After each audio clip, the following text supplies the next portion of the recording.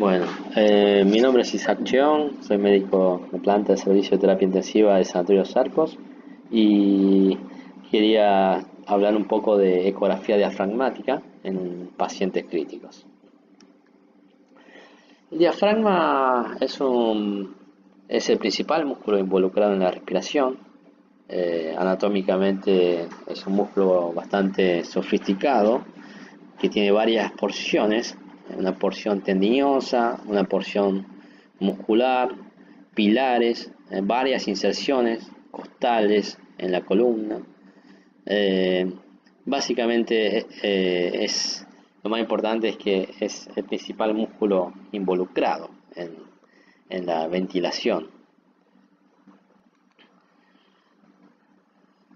Se sabe que su disfunción puede producir complicaciones respiratorias, aumentando el tiempo en ventilación mecánica, lo cual también aumenta la morbilidad del paciente, aumenta la posibilidad de complicaciones.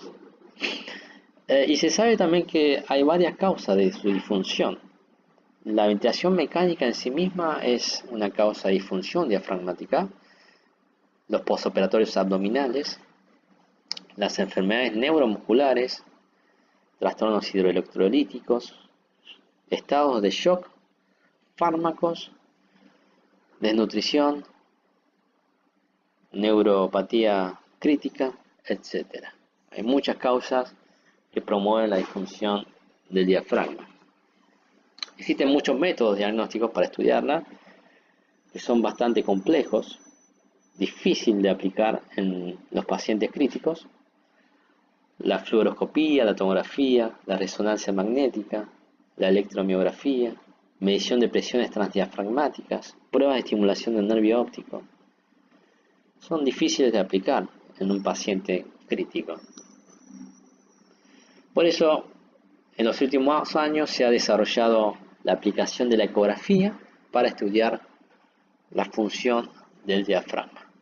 Tenemos varias ventajas: es rápida, es no invasiva, se hace a la cabecera del paciente, se puede repetir cuantas veces quiera, es fácil, inocuo y está disponible en la mayoría de las unidades de servicio de cuidados críticos. Básicamente los transductores que uno va a utilizar en este estudio son los de baja frecuencia, que puede ser un transductor sectorial o convexo, que se caracterizan porque tienen mayor profundidad, pero no tienen tan buena resolución. O podemos utilizar los de alta frecuencia, que tienen la ventaja de ofrecer una mayor resolución, pero sin poder llegar a grandes profundidades. La ecografía diafragmática básicamente consiste en evaluar dos parámetros. Uno es la excursión diafragmática y la otra es el grosor diafragmático. En el estudio de la excursión diafragmática uno utiliza el transductor sectorial o convexo, y en el estudio del grosor diafragmático uno utiliza el transductor lineal de alta frecuencia. Es una tomografía en la que observamos corte parasagital, tenemos el hígado, el diafragma. Básicamente este es el lomo diafragmático, que es la parte en la que uno analiza la excursión diafragmática, la parte del lomo diafragmático. Y en esta imagen tomográfica, en un corte coronal, observamos la presencia del diafragma, el lomo diafragmático y esta zona que entra en contacto con la caja torácica, la cual se denomina la zona de aposición. Esta región es en donde uno evalúa el grosor diafragmático utilizando el transductor de alta frecuencia, en la zona de aposición. Bueno, vamos a empezar con la excursión diafragmática. Como habíamos dicho, se usa un transductor de baja frecuencia, el sectorial o convexo. Se evalúa a nivel del reborde costal entre la línea medio clavicular y la línea axilar anterior, dirigiendo el transductor hacia cefálico, dorsal y medial, apuntando hacia el lomo diafragmático. Esta es una imagen. Tenemos acá el transductor sectorial o convexo, lo direccionamos hacia cefálico, hacia posterior, ligeramente hacia medial, y así analizamos esta región del diafragma, que es el lomo diafragmático.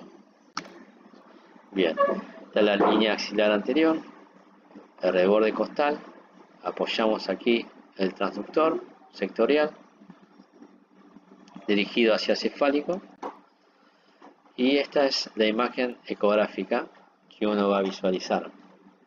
Esto es superficial, esto es profundo, esto es derecho, esto es izquierdo, esta estructura es el hígado,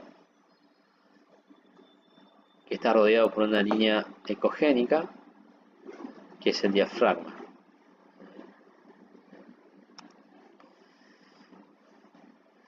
De igual forma, uno puede analizar el lomo diafragmático del lado izquierdo, en la que en lugar del hígado vamos a tener el vaso. Esto sería derecho izquierdo. Esta estructura hipoecogénica homogénea sería el vaso, y esta línea brillante ecogénica rodeando el vaso representa el diafragma. Tenemos un video aquí donde vemos el hígado. Esto sería derecho, izquierdo, superficial, profundo,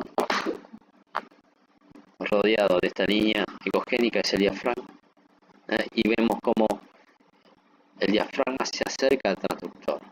En realidad, como el transductor uno lo está apuntando desde abajo hacia arriba, significa que el diafragma está descendiendo, porque se está acercando hacia inferior. Esto es la excursión diafragmática, este movimiento. Otro ejemplo, tenemos el hígado, el diafragma que rodea el hígado, derecho, izquierdo, superficial, profundo. Bien, lo que uno también puede hacer acá es utilizar el modo M, trazando la zona en la que uno quiere analizar, básicamente esta, del diafragma. Lo importante es cuando uno quiere analizar la excursión diafragmática utilizando el modo M, el plano que uno quiere trazar tiene que ser lo más perpendicular posible con el diafragma. Lo ideal es que forme un ángulo de 90 grados. Entonces uno le da modo M. El diafragma está representado por esta línea ecogénica que a través del tiempo hace estos movimientos. Y la excursión diafragmática es la distancia desde la base de este valle hasta su pico. Esta es la excursión diafragmática, la forma de medirlo en el modo M. Tenemos acá la distancia, 1,99 centímetros de excursión diafragmática. Otro ejemplo, acá estaría la línea ecogénica, que sería el diafragma, el modo M, que hace esta forma, un pico con valle. Entonces la distancia entre la línea de base, ¿sí?, y su pico sería la excursión diafragmática, 2,19 centímetros. ¿Qué valores tengo que tener en cuenta? Cuando la excursión diafragmática es menor a 1 centímetro, hablamos de la presencia de disfunción diafragmática. Cuando la excursión es menor a 0,4 centímetros, hablamos de parálisis diafragmática. Y si evidenciamos que hay una diferencia de más del 50% en la excursión de ambos semidiafragmas, o la presencia de movimiento paradójico, también estamos ante la presencia de parálisis diafragmática. Acá tenemos un ejemplo, el hígado, el diafragma que lo rodea. Hacemos el modo M y acá vemos la excursión diafragmática, 0,7 centímetros. Un diafragma disfuncionante, menor a 1. Este es el movimiento paradójico. La expulsión diafragmática generalmente se acerca al transductor, pero en los casos del movimiento paradójico, el diafragma se aleja del transductor. Esto es un signo de parálisis diafragmática. Acá también vemos movimiento paradójico. En lugar de acercarse al transductor, se aleja del transductor. ¿Sí? Movimiento paradójico. Parálisis diafragmática. El otro parámetro que vamos a analizar es el grosor diafragmático, para lo cual vamos a usar un transductor lineal de alta frecuencia. Y si recuerdan, la zona que yo voy a evaluar esto es en la zona de posición. Básicamente es en la línea axilar anterior, entre el séptimo y octavo espacio intercostal, y voy a evaluar la característica del diafragma, principalmente su grosor. El grosor diafragmático, que se mide al final de la expiración, y la fracción de engrosamiento. La fracción de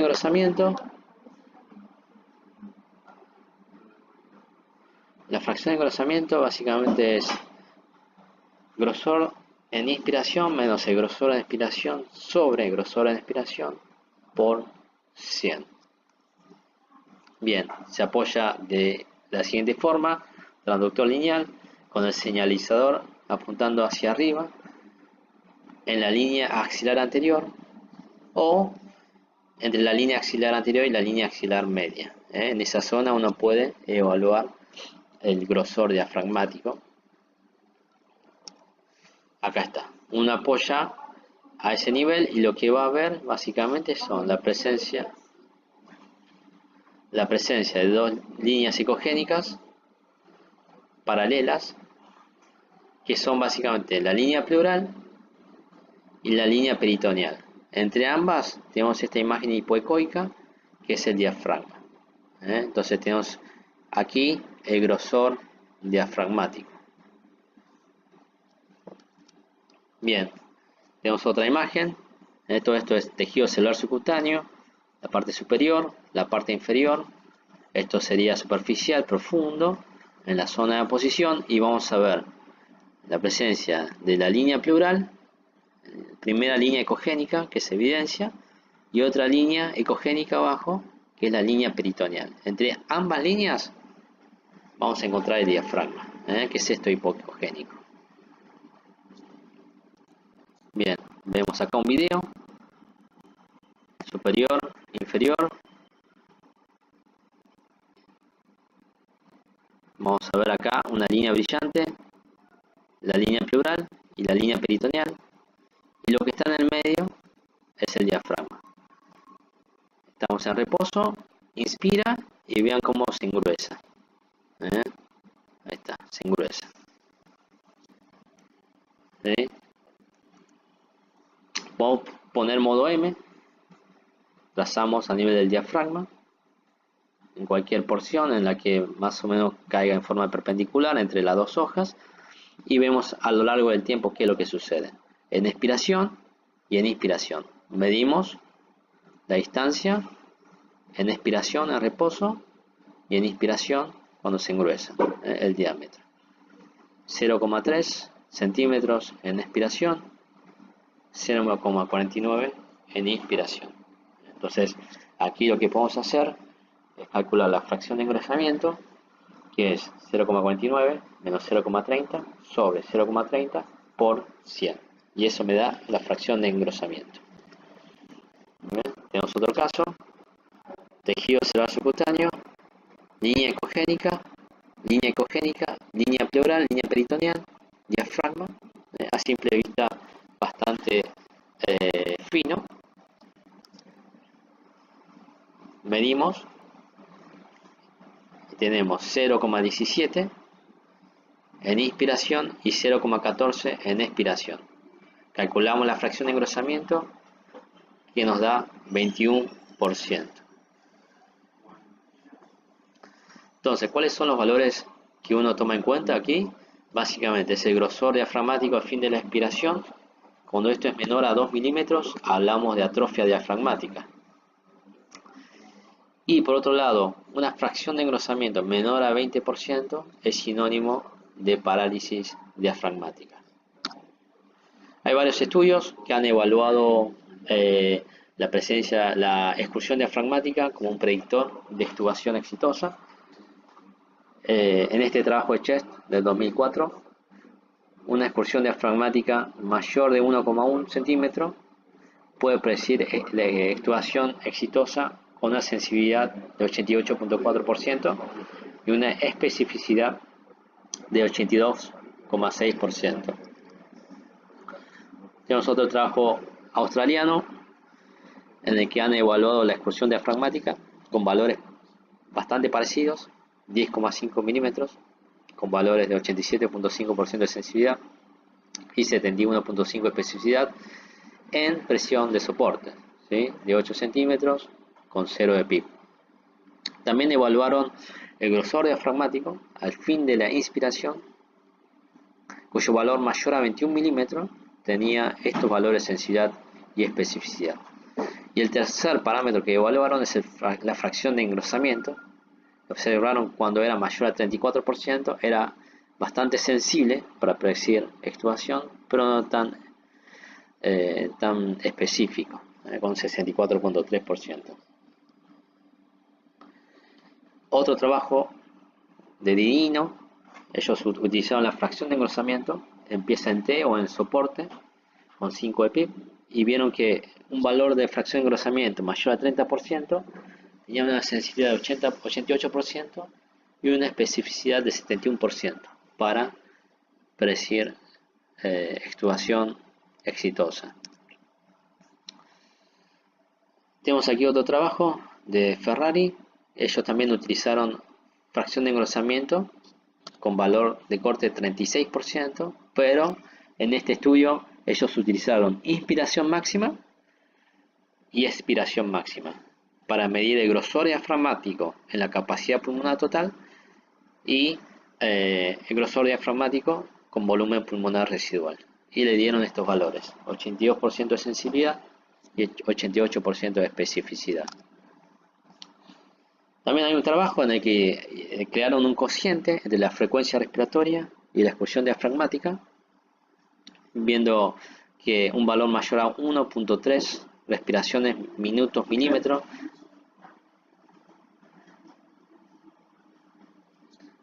tiene una sensibilidad de 94,1% y una especificidad de 64,7%.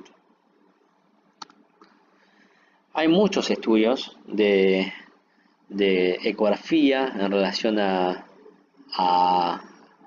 weaning que se están llevando a cabo.